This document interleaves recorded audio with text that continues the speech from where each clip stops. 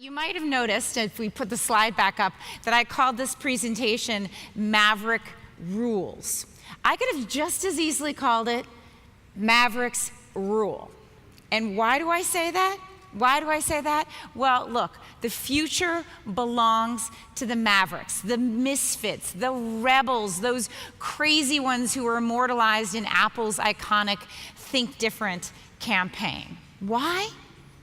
Well, all change, by definition, is against the rules. Creativity is fundamentally subversive in nature.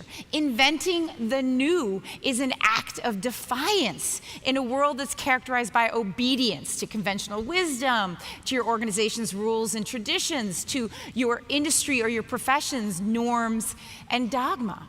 In the creative, disruptive world that we all live and work in, it's the creative and disruptive individuals and organizations that win. Now, there's a hitch in this narrative.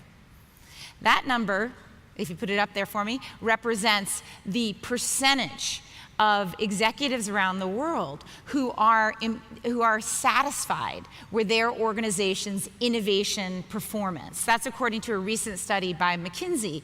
There are a bunch of other studies just like it, and they all basically confirm the same thing, which is that most leaders out there see innovation as a top priority when it comes to their organization's growth and success. But those same leaders report a dismal performance when it comes to embedding innovation DNA into their organization.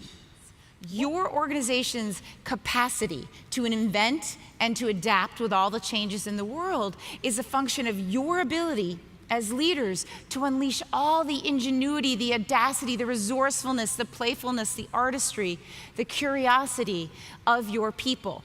All of those human gifts that are in so much demand today. We all want more of that, but they can't be commanded, they can't be ordered up. So here's the trick.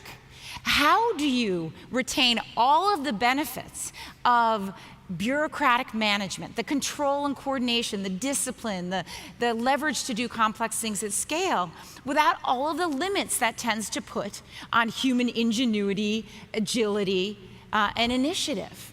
And I think that trade-off, transcending that trade-off, that conundrum that it presents to you as leaders, suggests a few design questions, and I want to put those out there to you today.